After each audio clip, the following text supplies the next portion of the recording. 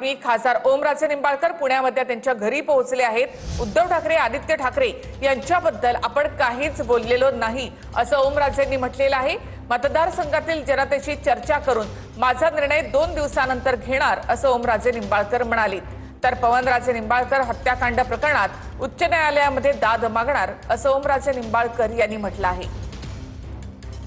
कोर्टानं राजकीय वैमनस्य होतं ही गोष्ट त्या ठिकाणी मान्य केली आहे आणि त्याच्यामध्ये राज्य सरकारच्या पोलिसांनी जो तपास केला त्या तपासामध्ये त्रुटी होत्या ही वस्तुस्थिती होती। कारण राज्य सरकारच्या पोलिसांवर त्यावेळेस माजी गृहमंत्री असलेल्या पद्मसिंह पाटलाचा दबाव होता।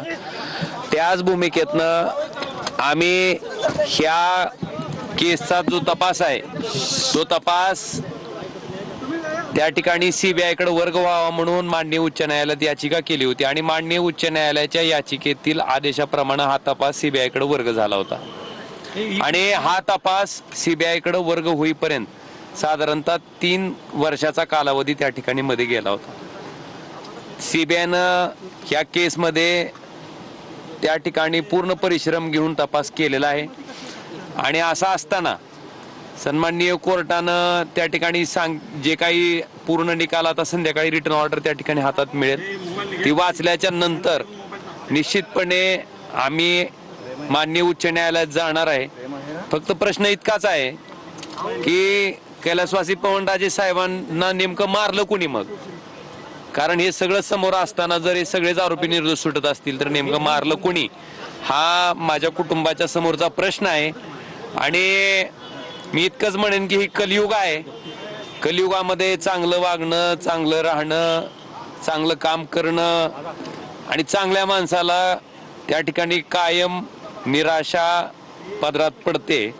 मला वाटतंय त्याचा प्रत्यय मला आज आला आणि निश्चितपणे मी कालपासूनही सांगतोय की मी माझ्या मतदारसंघात गेल्याच्या नंतर माझ्या सर्वसामान्य जनतेने त्या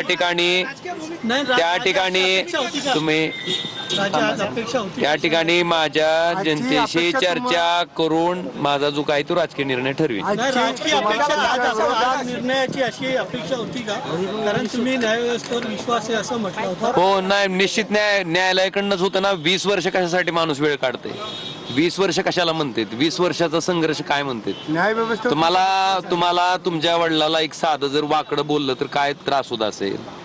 माझ्या वडिलांची हत्या झाल्याच्या नंतर त्यांच्या आरोपीला शिक्षा व्हावी म्हणून 20 वर्षापर्यंत त्या न्यायालयात चक्रा मारणं, त्या प्रत्येक तारखेला उपस्थित राहणं आणि सगळं प्रक्रिया आम्ही पार पाडून अपेक्षा इतकीच होती की दोषींना त्या ठिकाणी शासन व्हावं, शिक्षा व्हावी।